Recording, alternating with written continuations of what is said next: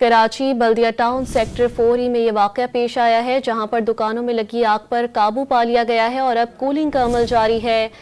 याद रहे कि कोई जानी नुकसान नहीं हुआ। इसी हवाले से मजीद तफसीलात जानने के हमारे साथ मौजूद हैं डॉन न्यूज़ के नुमाइंदा मोहम्मद बिलाल। बिलाल, ये बताइएगा कि जानी नुकसान तो नहीं हुआ है, लेकिन माली नुकसान के हवाले से क्या अपडेट्स हैं? जी बिल्कुल, देखिए बल्दिया टाउन सेक्टर 4 बिस्मिल्लाह चौक के करीब दुकानों में आग भड़क उठी थी, जिसके खिलाफ फायर ब्रिगेड हुकाम को दी गई।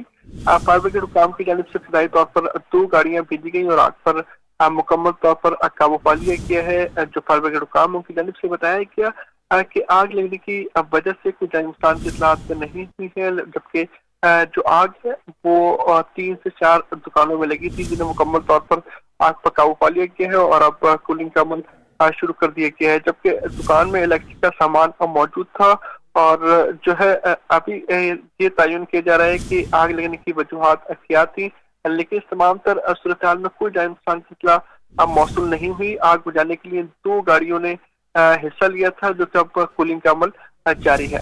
जी बिलाल, तफसीलात से आप आगाह कर रहे थे, शुक्रिया।